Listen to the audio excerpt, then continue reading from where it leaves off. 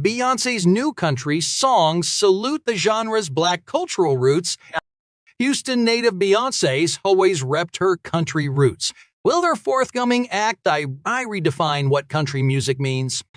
If you were surprised by the two country-infused songs Beyoncé dropped on Sunday night, hold your horses. This isn't her first rodeo. In fact, fans have long speculated that such a genre-shifting project from the pop icon was imminent. There was the custom Louis Vuitton fit she wore to the Grammys last week, complete with a ribbon tie, a studded leather jacket, and a matching skirt plus a Stetson cowboy hat. A source told Variety in 2022 that Beyoncé had recorded country-leaning track. Not to mention the Houston native has always repped her country roots. From her lyrics, I'm going back to the South where my roots ain't watered down, and past performances with artists like Sugarland and the Chicks, to her rodeo appearances and Western aesthetics in her Ivy Park clothing line. The Houston Rodeo is a gumbo of family, connection, delicious food, and eclectic genres of music, she said, of the latter project's inspiration. After teasing new music in a Verizon ad that aired during Super Bowl LVE on Sunday, Beyoncé's dropped two fast-charting country and Americana-inspired hits, Texas Hold'em and 16 Carriages. The singles are the first releases of her long-anticipated act, a project debuting on March 29 as a follow-up to her acclaimed Act I Renaissance album in 2022. Texas Hold'em is a beat-stomping, banjo-heavy track likely to inspire a new TikTok dance trend as Beyoncé sings. It's a real live boogie and a real live hoedown. Meanwhile, 16 Carriages, a soaring, intimate ballad about Beyoncé's childhood, features steel guitar and powerful organs that nod to Southern gospel influences. Fans and music experts say the two releases further confirm rumors that Act I will be a full-length country album and will herald another culture-shifting event in music.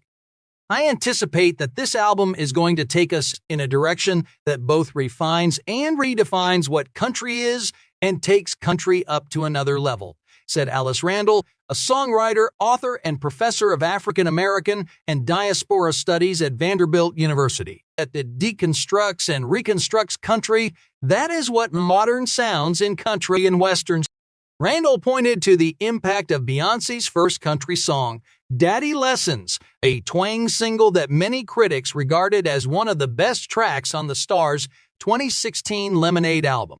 In a historic and widely shared moment at the Country Music Awards, Beyoncé performed the song with the Chicks, who later released their own cover, and it is credited for influencing the Yeehaw Agenda, an internet movement to reclaim black cowboy culture through music and fashion. Daddy Lessons also exposed the deep divides that still roil the country music industry.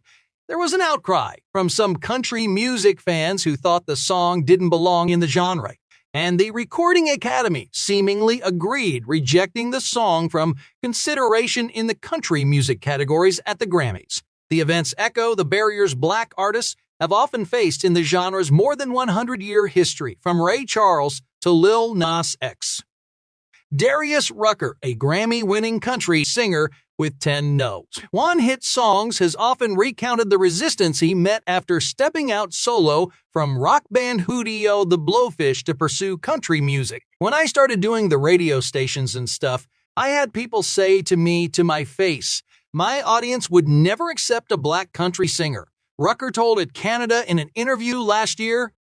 Musicologists speculate that the precursor to the plucked string instrument originated in Africa and arrived on American shores during the 17th century with enslaved people taken from West and Central Africa. As I understand black country music, it goes back to the arrival of the first black child to an enslaved African woman in these Americas, said Randall, whose upcoming book, My Black Country, chronicles the black influence in country music's past, present, and future.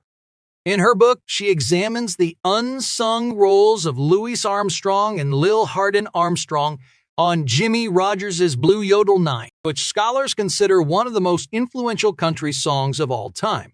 Spotlights Florence Givens Joplin as a lost foremother of the genre.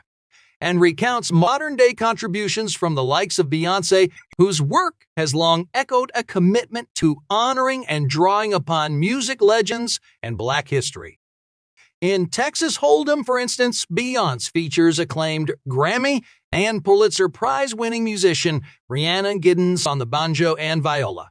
The Greensboro, NC native is considered an icon in folk music and has dedicated her work to honoring unsung heroes in American musical history.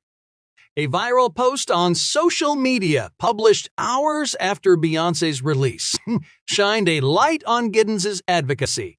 This whole album is going to be like a class on the roots of country music, one user reported.